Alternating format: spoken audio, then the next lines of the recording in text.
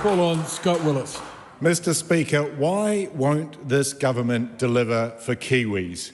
They have the power to create a future where homes are warm and cosy, powered by affordable electricity, where electric trains, EVs and electric ferries provide mobility, where green manufacturing is enabled in our regions, where we focus on the common good over corporate profit.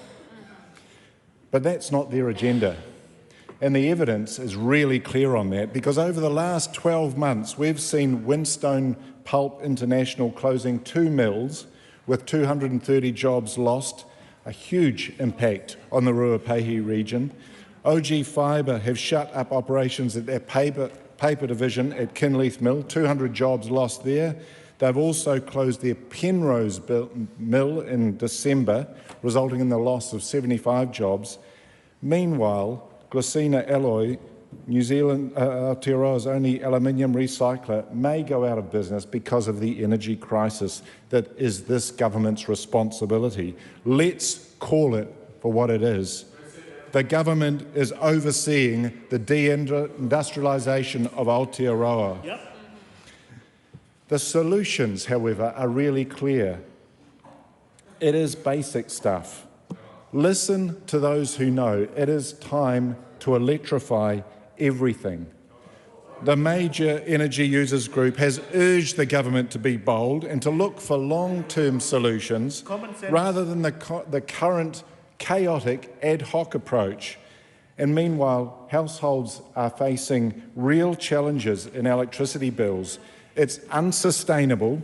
It creates distress for households while gutting industry, putting more people out of work, sending more people off to Australia for sharper business opportunities. The government's fascination with fossil-fuelled Ford Rangers places us in an incredibly vulnerable situation. Global trade uncertainty, conflict and risk around trade routes expresses the fragility of a faith in fossil-fuelled growth, and at the same time, the fixation on fossils simply fuels more climate-changing pollution. Those impacts are hitting our farmers, our cities, our vulnerable communities like South Dunedin and Westport. And meanwhile, in the energy sector, we are seeing even greater concentration of power in just 4 gentailers who already dominate and control the market. Where is the common good in that? Flick Energy has just been bought out by Meridian. Prime Energy's been absorbed by the gentailers, and the Commerce Commission has allowed Contact to take over independent generator Manawa Energy. Instead of diversification and innovation, we are seeing a retrenchment in the energy sector. Economic Growth Minister Nicola Willis has announced another $577 million to subsidise Hollywood movie producers and their private jets, but isn't prepared to adjust the electricity market settings to save manufacturing in the regions. Transpower has warned of higher risks of electricity outages because solar, wind and batteries aren't coming online fast enough to make up for the dwindling gas supplies.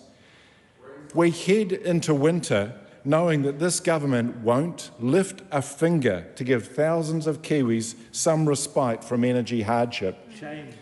We've got a broken electricity market. Kiwis are having to choose between heating and eating. And this is unavoidable. There's a common sense approach to building an energy system that has the common good at heart.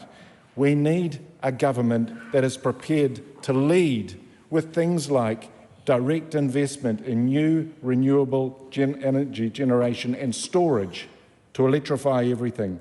We need to adjust the market settings for a fairer, more transparent market. We need investment in energy efficiency and warmer Kiwi homes. We need incentives to boost the uptake of rooftop solar by homeowners for cleaner, cheaper power, something that the new Energy Minister was knocked back on. Mr Speaker, we've got a broken electricity market that is gutting the regions of manufacturing and hurting households. Yep. We can have power through the people, through investing in new generation. We should challenge the status quo when people can't pay their power bills, when industry fails, and when manufacturing jobs are lost. Mr. Speaker, a better world is possible when we invest for the common good. Kia ora.